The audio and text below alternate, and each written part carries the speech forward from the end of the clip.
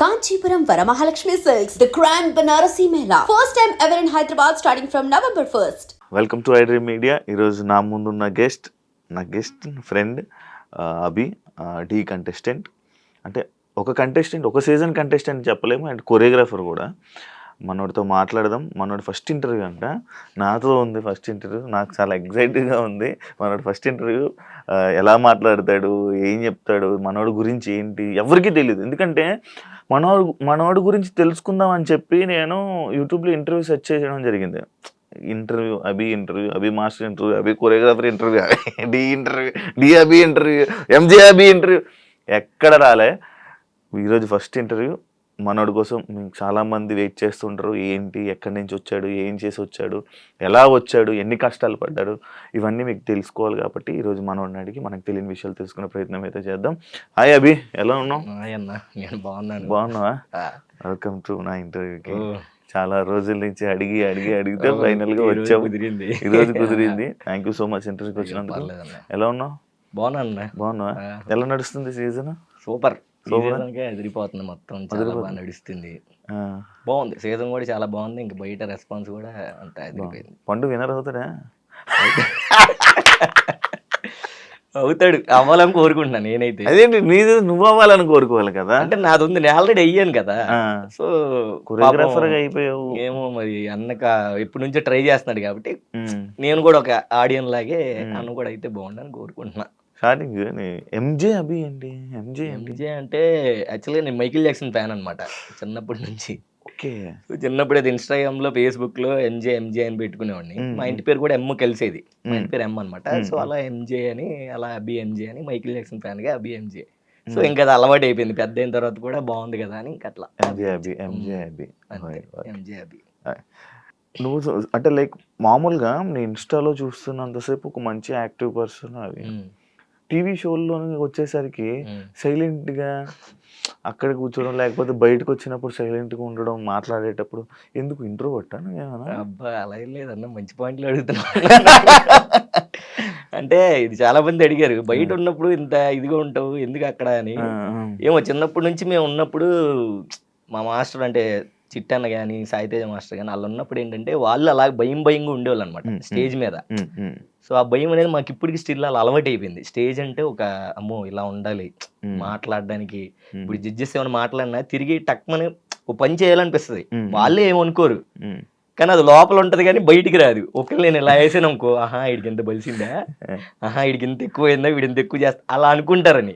But వాళ్ళు అసలు అలా అనుకోరు. మాట్లాడచ్చు కదరా ఎందుకు అది ఇది అంటే ఏమో తెలియని ఒక భయం. ఆ చిన్నప్పటి నుంచి ఆ స్టేజ్ అంటే అదొక ఇదిగా. కానీ బట్ ఇప్పుడు కొంచెం అలవాటు అవుతుంది. అప్పుడప్పుడు కొంచెం మాట్లాడుతున్నా. పర్లా ఈ సీజన్ కొంచెం మాట్లాడుతున్నా. అందరికి ఉన్న డౌట్ నిజంగా స్టేజ్ మీద చాలా ఇదిగా ఉంటారు. ముందు నుంచి నాకు చిన్నప్పటి నుంచి ఆ స్టేజ్ అనేది అమ్మో మనం మాట్లాడకూడదు, థ్యాంక్ యూ సార్ అని చెప్పాలి, ఏమైనా మాట్లాడితే ఓకే సార్ అని చెప్పాలి, అంతే. ఏ మాటగా నీ డ్రెస్సింగ్ స్టైల్ అంతా బాగుంటుంది. ఫోటో షూట్లు కూడా చాలా బాగుంటాయి. ఎక్కడ లేని స్టిల్స్ అంటే డాన్సర్ కాబట్టి అంతే. పాటకి అడిగారు ఎవరైనా నిన్న? అబ్బా చాలా మంది అడిగారు కదా ఫోటో వాటిల్లో. అంటే బేసిక్ గా అంటే రీల్స్ కి బాగా లైక్స్ అవన్నీ వచ్చేస్తాయి అన్న. రీల్స్ కి కొన్ని బాగా రీచ్ అవ్వడం అలాగా. నాది పోస్ట్ కి చూస్తే ప్రతి పోస్ట్ 1 మిలియన్ వెళ్తది. ఫిక్స్ ఇప్పుడు 1 మిలియన్ వెళ్తది. లైక్స్ కూడా 100K లైక్స్ వస్తాయి. అప్పుడు నిజంగా నాకు అర్థమైంది, ఓహో వీళ్ళకి నా ఫోటోలు అంటే ఇంత బాగా నచ్చాయి, ఆ సాంగ్ తగ్గట్టు పెడతా ఉన్నా అన్నట్టు. నేనే ఏ ఫోటో ఏ స్టిల్ పెట్టాలి, అభి ప్రొఫైల్కి వెళ్తే ఈ ఫోటో స్టిల్ పెడదాము, నిజం ఈ ఫోటో స్టిల్ పెడదాం వస్తుంది మనం. కానీ ఎప్పుడు పెట్టగా ట్రై చేసాను కానీ అవ్వలా. అవుతుందన్న ఈసారి నేను దింపుతాను స్టిల్ పెట్టి. అలా ఏదో రోజైనా ఒక రోజు చేద్దాం అలాగే. నాకు రాలేదు. లేదు నేను ఉన్నాక నేను చేపిస్తాను ఖచ్చితంగా. అభి లైక్ మైకిల్ జాక్సన్ అంటే ఇష్టం. మరి డాన్స్ ఎక్కడ నేర్చుకున్నావు, ఎవరు నేర్పించారు నీకు, ఎలా వచ్చావు ఇందులో ఎక్కడ? ఎలా అంటే ఇంకా చిన్నప్పటికి వెళ్ళాలి స్టోరీ.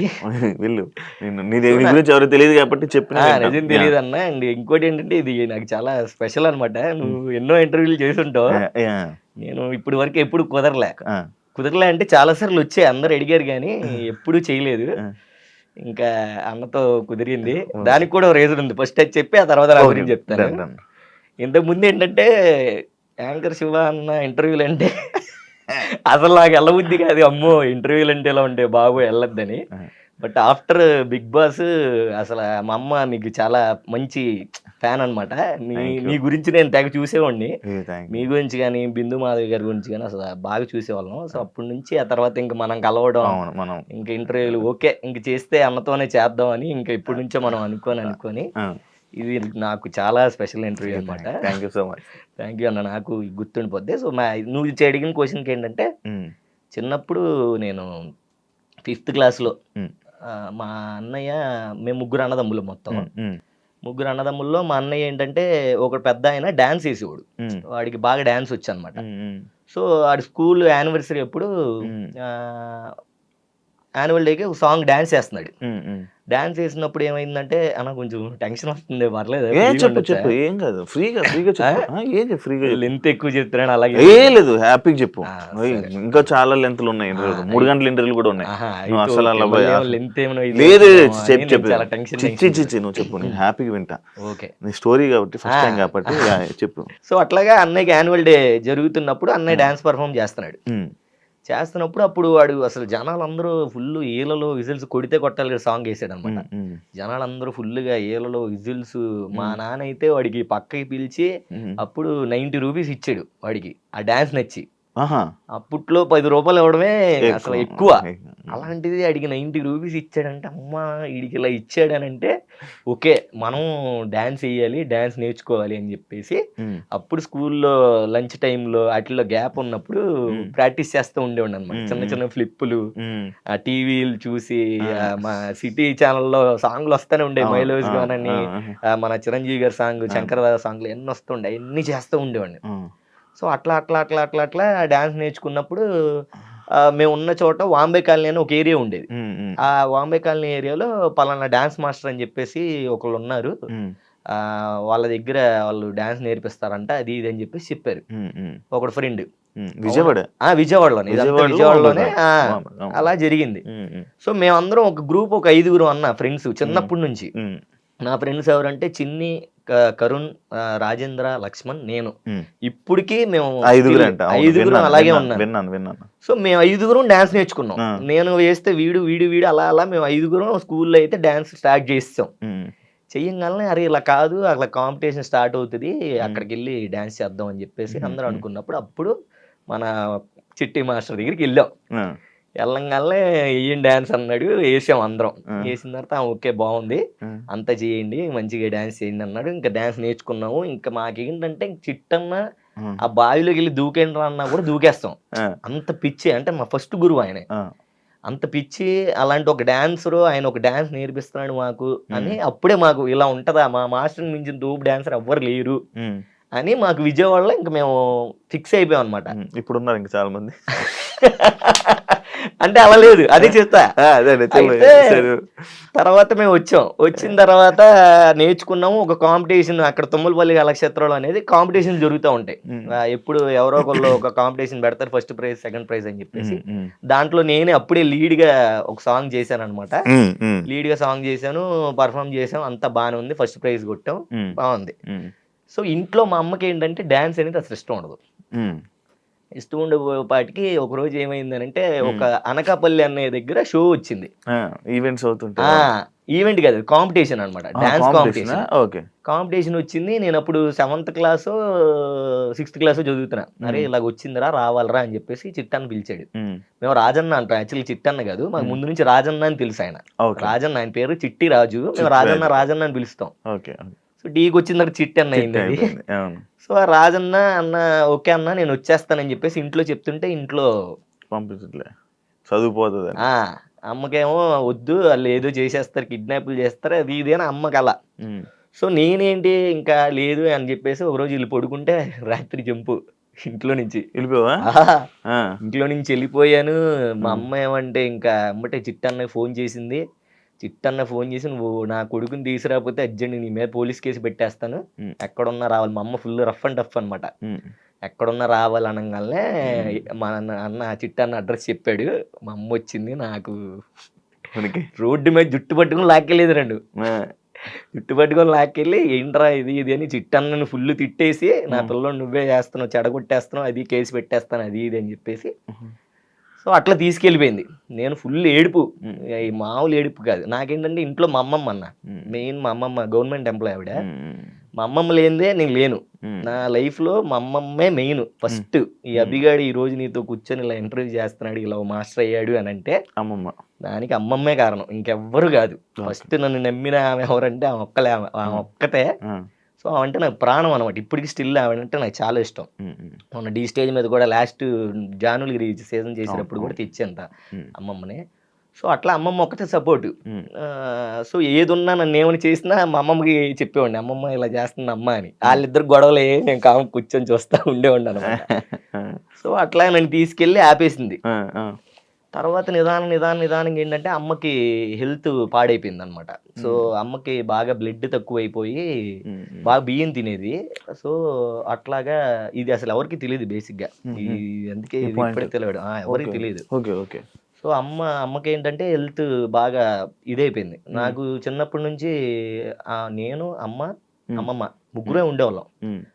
సుందరనగర్ అనే ఏరియాలో కట్ట మీద పాకలు ఉండే, ఆ పాకలు ఉండేవాళ్ళం. నేను అమ్మమ్మ. నాన్న లేడు, చిన్నప్పుడు అమ్మను వదిలేసి వెళ్ళిపోయాడు నాన్న. సో అట్లాగా ఇంకా మేము అట్లా ముగ్గురు అలా ఉండేవాళ్ళం, హ్యాపీగా బాగానే ఉండేవాళ్ళం. నేను చిన్నోడిని, చాలా స్కూల్కి వెళ్తూ ఉండేవాడిని, వచ్చేవాడిని, అమ్మమ్మ వచ్చేది. సో ఏది కావాలన్నా అమ్మమ్మని అడిగేవాడిని, ఆమె కొనిచ్చేది కాదు. డబ్బులు ఆడ నుంచి వస్తే ఎట్టుకు కాస్తే అది ఇది అనేది. ఓ 2 రోజులు అన్నం తినకుండా ఉండేవాడిని. సర్లే ఏదో ఒక అడిగేగా వీడియో గేమ్ అనమాట, క్యాసెట్ ఉండేది కదా, చిప్పులు అది అడిగేవాడిని. మ్యారీ అయ్యి 300 ఎంత ఉండేది, కొనిచ్చేది కాదు. ఎందుకు ఇప్పుడు అవన్నీ అవసరం లేదు, నువ్వు చదువుకు అనేది. నేను 2 రోజులు అన్నం తినకపోయేసరికి సర్లే ఎక్కడ అమ్ముతారు అది పద అంటే అప్పుడు మాట్లాడేవాడి దగ్గరికి వచ్చి అలా కొనిచ్చేది. సో అంతే, అమ్మమ్మ అంటే అంత ఇదే అనమాట, అలా ఉండేది. సో అమ్మకి అట్లాగా ఆరోగ్యం మొత్తం ఇదైపోయింది. నాకు ఒక 13 years ఏజ్ వచ్చినప్పుడు అమ్మ చనిపోయింది. అమ్మ చనిపోయినప్పుడు అసలు నాకేం అర్థం కాలేదు, అసలు ఎలా రియాక్ట్ అవ్వాలి ఏంటి, అలా ఏంటి అసలు అని ఏం అర్థం కాల నాకు. అమ్మ లేదు. అమ్మమ్మకేమో 8 మంది పిల్లలు అన్న. అమ్మమ్మకి 8 మంది పిల్లలు, 5 మగళ్ళు, 3 ఆడపిల్లలు అనమాట. సో 3 ఆడపిల్లలు పెద్దాం అనమాట. పెద్దాం కొడుకు నేను. సో అమ్మ, నేను, అమ్మమ్మ. ఒకరోజు బర్త్డే టైంకి ఏమైందనంటే అమ్మ నాన్న కావాలి, నాన్న చూడాలని ఉంది, నాకు నాన్నని చూపించు అది ఇది అని అంటే, సర్లే నాన్న అని చెప్పేసి రాజమండ్రి వెళ్ళాం. నాన్న రాజమండ్రిలో ఉంటాడు, టైలర్ ఆయన, చాలా పెద్ద టైలర్ అప్పట్లోనే. సో మైకిల్ జాక్సన్ గారికి కూడా ఇండియా వచ్చినప్పుడు అప్పుడు సూట్ ఏదో కుట్టారంట ఆయన, అంత పెద్ద టైలర్ ఆయన. మా అమ్మ చెప్పేది నాకు అది. సో బాబురావు ఆయన పేరు. సో వెళ్దాం అమ్మ, నా బర్త్డేకి నువ్వు తీసుకెళ్లాల్సిందే అది ఇది అని చెప్తే సర్లే అని తీసుకెళ్లారు. తీసుకెళ్ళగానే అమ్మకి అసలు అడ్రస్ తెలియదు, ఏం తెలియదు, అక్కడ ఏం జరుగుతుంది, ఎవరు ఉన్నారు ఏంటి అని. ఆయన ఎప్పుడో టైలరింగ్ చేసిన షాప్ గుర్తుంది. సో అక్కడికి వెళ్ళి అడిగితే బాబురావు గారు ఉన్నారంటే, బయటకు వచ్చి ఆయన లేరండి, ఆయన ఎప్పుడో కాలం చేస్తారు కదా అన్నాడు. అమ్మ అని మా అమ్మ ఫుల్గా ఏడుస్తుంది. నాకేం అర్థం కావట్లా, ఏంటి ఎందుకు ఏడుతుంది, కాలం చేస్తారు అన్నది నాకు అసలు. ఆ టైంలో చిన్నోడిని, 7 years 8 years ఉంటుంది. ఏంట్రా అని తెలియదు అబ్బా అనుకొని సర్లే ఇంకా అమ్మ నన్ను ఏదో అది ఇదిగా చెప్పి లేళ్ళే నాన్నటి వెళ్ళాడు ఇది అని. తర్వాత అర్థమైంది, ఓకే ఇలా జరిగిందని.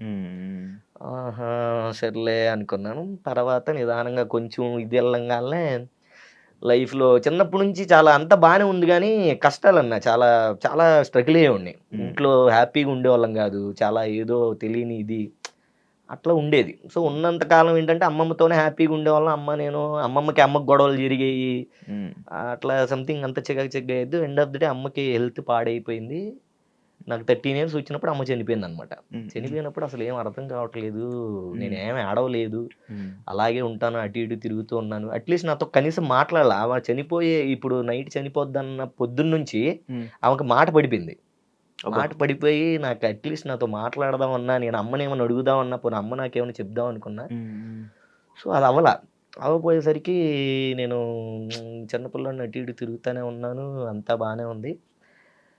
ఎండ్ ఆఫ్ ది డే అమ్మ ఇదైపోయింది. ఎక్కడ ఏమనిపించలే, కానీ జస్ట్ అమ్మ మళ్ళీ రాదు, వెళ్ళిపోతుంది అన్నప్పుడు అప్పుడు ఏడ్చానన్నా నేను నా లైఫ్లో. ఇప్పటికీ గుర్తుంటది అది. ఉమ్, అసలు నేను లైఫ్ లో మర్చిపోలేను, అంత బాగా ఏడ్చాను, అమ్మ అమ్మ అని ఏడ్చాను. తీసుకెళ్ళిపోయారు, అంతా జరిగిపోయింది. ఉమ్, సో ఇక్కడ మా పెద్దమ్మ మా చిన్నమ్మ ఉమ్, ఇద్దరు కూర్చొని ఉన్నారు, ఇద్దరు డిస్కషన్ చేసుకుంటున్నారు. ఉమ్. ఎవరు ఎవరు పెంచుకుందాం, నిన్ను. ఉమ్, ఎవరు పెంచుకుందాం అని. ఉమ్, సో వీళ్ళిద్దరు నేను పెంచుకుంటా అని జరుగుతుంది. అక్కడ హ్యాపీగానే ఉంది. ఉమ్, నువ్వు పెంచుకుంటే ఇంకా బాధ అయ్యేదేమో కానీ ఉమ్, నేను పెంచుకుంటా అని పెద్దమ్మ అంటుంది, చిన్నమ్మ నేను పెంచుకుంటా అని నేను అంటుంది. సో అబ్బా ఏంటి ఇలాగా అది ఇది అని చెప్పేసి నేను ఇంకా ఏడుస్తున్నా, ఫుల్గా ఏడుస్తున్నాను. ఏంటి నాకు ఇలాంటి పరిస్థితి వచ్చింది, చక్కగా అందరికి అమ్మోళ్ళు ఉన్నారు, నాకు లేరు, నాకు అమ్మ ఎందుకు ఇలా అయ్యింది అని నేను తెగ బాధపడిపోయాను. ఉమ్, సో మా చిన్నమ్మ నా దగ్గరికి వచ్చింది. ఉమ్, మా చిన్నమ్మ వచ్చి, నాన్న ఏడవ మాకు, నీకు నేను ఉన్నాను కదా, ఏం ఏడవ మాకంటే, నువ్వు ఉన్నావు చిన్నమ్మ, అమ్మ లేదు కదా అన్న. నువ్వేమి బాధపడకు, నేనే మీ అమ్మనే అనింది. అని అంటే, ఆహా అవునా అమ్మ, ఇంకా నువ్వే అమ్మ అన్నట్టు చెప్తారులే అంటే, అలా కాదు నాన్న, నిజంగా నువ్వే నా కొడుకువి, నేనే మీ అమ్మకి ఇచ్చేసాను నిన్ను అనింది. ఆ సిచ్యువేషన్ లో ఏది నమ్మాలి, అసలు ఎలా నమ్ముతావు? ఆ, ఆ, ఆ, ఏమో నన్ను ఓదార్చడానికి చెప్తుందేమో అనుకుంటున్నా నేను. ఆ. అమ్మ లేదు అని అంటే, నిజం నాన్న, నేను నీ మీద ఉట్టేసి చెప్తున్నా, నువ్వే నా కొడుకువి అనింది. నాకు మైండ్ పోయి, ఏం మాట్లాడుతున్నావు అమ్మ, నేను అసలు నమ్మను అన్న. అప్పుడు డేట్ బర్త్ సర్టిఫికేట్ తెచ్చింది. దాంట్లో నా ఇంటి పేరు వేరు, బండి అని ఉంటది. దాంట్లో ఏంటంటే అమ్మోళ్ళ ఇంటి పేరు ఉంటది, మా చిన్నమ్మోళ్ళ ఇంటి పేరు ఉంటది. యాక్చువల్గా ఇప్పుడు నేనున్నది ఏంటంటే మా అమ్మది, దీంట్లో ఇంటి పేరు వేరు, దాంట్లో ఇంటి పేరు వేరు. అప్పుడు బర్త్ సర్టిఫికేట్ చూపించగల, అప్పుడు నాకు పోకిరి లెవెల్ ట్విస్ట్ నాకు ఇది అసలు బయటిది ఎవరికి తెలియదు బేసిక్ గా. పోకిరి లెవెల్ ట్విస్ట్ ఏంట్రా, ఏం జరుగుతుంది అసలు ఏం అర్థం కావట్లేదు. ఇది నిజమేనా అంటే, నిజం నాన్న, చిన్నప్పుడు అమ్మకి ఇలాగ పిల్లలు లేకపోతే, మా అక్కకి పిల్లలు లేకపోతే, నాకు నిన్ను పెంచుకునే ఇది లేక, మా అక్క బాధ చూడలేక నేను నిన్ను మా అక్కకి ఇచ్చేసాను, నువ్వు నా కొడుకువే నాన్న అనగానే నాకు ఇంకా ఫ్యూజులు అవుట్. ఏం మాట్లాడాలో ఏం చేయాలో అర్థం కాలే. ఇప్పటికి స్టిల్ అమ్మని, ఇప్పుడు సొంత అమ్మ ఉంది, చిన్నమ్మ అని పిలుస్తా. అమ్మ పెద్దమ్మ అవుతుంది నాకు, కానీ ఆమెనే మనస్ఫూర్తిగా అమ్మ అని పిలిచా. అమ్మ ఉన్నా అమ్మని పిలవలేదు, కరెక్ట్గా ఉన్నామనేమో అమ్మ అని పిలవట్లేదు. ఇప్పటికి స్టిల్ నేను చిన్నమ్మనే పిలుస్తా, అలా అలవాటు అయిపోయింది. చిన్నమ్మ అని ఇప్పుడు అమ్మ అని పిలిస్తే అది మనస్ఫూర్తిగా రాదు, అమ్మ అని అంటే ఆవిడకే వస్తుంది. అమ్మ అంటాను, మా అంటాను, ఆ పదం అంతా ఆవిడతోనే వెళ్ళిపోయింది. ఇప్పుడున్న ఆవిడ అంటే చిన్నమ్మ అన్నదే నాకు చాలా హార్ట్ఫుల్గా వస్తుంది. మా అంటే ఏదో ఓకే, ఏదో సడన్ గా ఇప్పుడు అమ్మ అన్నట్టు తెలుసు కదా, మీ సొంతమ్మని తెలుసు, కానీ ఏమో రావట్లే. ఇప్పటికి స్టిల్ ఫోన్ లో కూడా చిన్నమ్మనే ఉంటది. అది ఇంకా ఆవిడ ఫిక్స్ అయిపోయింది. అదే నా చెప్తా చూడు, ఇప్పుడు నువ్వు ఉన్నావు అన్న, మీ మమ్మీ ఉన్నారు, సడన్ గా మీ మమ్మీ వాళ్ళు చెల్లు అక్క, నేనే అమ్మ నాన్న నీకు అని అన్నావు అనుకో, వాళ్ళు అన్నారు ఇంకో, నీకు ఎలా అనిపిస్తుంది? తక్క రాదు అమ్మా అని రాదు, వస్తుంది కానీ అమ్మ అని పిలుస్తాం, బట్ మనస్ఫూర్తిగా రాదు. నాకు చిన్నమ్మ అనేది నాకు చాలా హార్ట్ఫుల్ గా వస్తుంది. అంటే చిన్నమ్మ అనేది చాలా ఎక్కువ. ఇప్పుడు ఆవిడే మెయిన్ నాకు, అంటే మా అమ్మే ఆవిడే మెయిన్ అంటే ఇంకా అమ్మే. సో అట్లాగే చిన్నప్పటి నుంచి ఏంటంటే అమ్మ ఉంది కానీ అమ్మ లేదు, నాన్నున్నాడు కానీ నాన్న లేడు, అలా ఎలా ఫీల్ అయ్యేవాడిని. ఆ తర్వాత ఇప్పుడు అంతా ఇది సెట్ అయింది. ఇప్పుడు ఎంత చిన్నమ్మ నాన్న ఉన్నారు, ఇప్పుడు నువ్వు సొంత అమ్మ నాన్న దగ్గరే ఉన్నా. ఇప్పుడు అక్కడికి వచ్చాం. సో ఇది అసలు ఎవరికి తెలియదు. అప్పుడప్పుడు పెడతా ఉంటా, అమ్మ మిస్ యూ అమ్మ అని ఒక స్టోరీ పెడతా. తర్వాత ఇంకో మదర్స్ డేకి మా అమ్మది పెడతా. చెప్పు, నీకు ఇంకో ట్విస్ట్ చెప్తా, చెప్పు. అవునా? ఓకే అమ్మ, అట్లా చెప్తా. సో ఇన్నుంటాయి అనమాట. ఎవరికి అర్థం కాదు, ఏంటన్నా మిస్ అమ్మ చనిపోయింది అంటావు, మళ్ళీ అమ్మ ఉంది అంటావు, ఏంటన్నా అని. ఇంక అందరికి ఎక్స్ప్లెయిన్ చేయలేం కదా, ఇది మ్యాటర్. నీ గురించి మీ ఫ్రెండ్స్ కి ఫోన్ చేశా, ఓకే ఎంజే అభి ఇంటర్వ్యూ ఉంది, అసలు ఏమని తెలిస్తే చెప్పు అంటే, ఏం లేదన్నా, అమ్మ నాన్న అన్నయ్యని ఎక్కడ చదివిస్తున్నాడు, అబ్రాడ్ తీసుకుని వెళ్ళి చదివించుకొని మనోడే అన్న చూసుకుంటున్నాడు. అవునా అన్నాను. దాని తర్వాత నువ్వు ఇంటర్వ్యూకి వచ్చావు, ఇంటర్వ్యూకి రాగానే బియ్యం ఇలా తినేసి మా అమ్మాయికి హెల్త్ బాగా ఇలా చనిపోయింది అన్నావు. మళ్ళీ అక్కడి నుంచి నాన్న దగ్గరికి వెళ్ళి నాన్న చనిపోయి అనగా నాకు భయం లేదు. ఇదేంటి నాన్న అమ్మ ఉన్నారని చెప్తాడు, అన్నీ ఉన్నారని చెప్తాడు, మనవాడేంటి ఇలా చెప్తున్నాడు, నాకు లోపల అర్థం కావట్లేదు నీకు. ఇదేంటి అంటే నాకు మీ వాళ్ళు చెప్తుందంట, నువ్వు వేరే డిఫరెంట్ చెప్తున్నావు. అవును డిఫరెంట్ చెప్తున్నాను. అదే వాళ్ళకి మారిపోయింది. వాళ్ళకి కూడా తెలుసు తెలియదని ఇప్పుడు నాకు అర్థమైంది. తెలుసు తెలుసు వాళ్ళకి కొంతమంది తెలుసు, కొంతమంది తెలియదు. కొంతమంది తెలియదు. అయితే అందరికీ తెలియదు. నా ఫ్యూజ్లు ఎగిరిపోతున్నాయి అనమాట, టపా టపా టపా టపా లోపల. లాస్ట్ కి అనుకున్నా ట్విస్ట్ తగిలిపోయింది నాకు. సో అట్లాగా ఇది ఎవరికి తెలియదు అన్న. బేసిక్ గా ఇప్పుడు ఎవరితో షేర్ చేసుకోలేదు, అందుకే నేను చెప్పా ఇవన్నీ స్పెషల్ ఇంటర్వ్యూ. ఎందుకంటే ఆబ్వియస్లీ చెప్పుకోవాలని కాదు కానీ బట్ తెలియాలి అందరికి, ఎందుకంటే అర్థం కాదు కదా.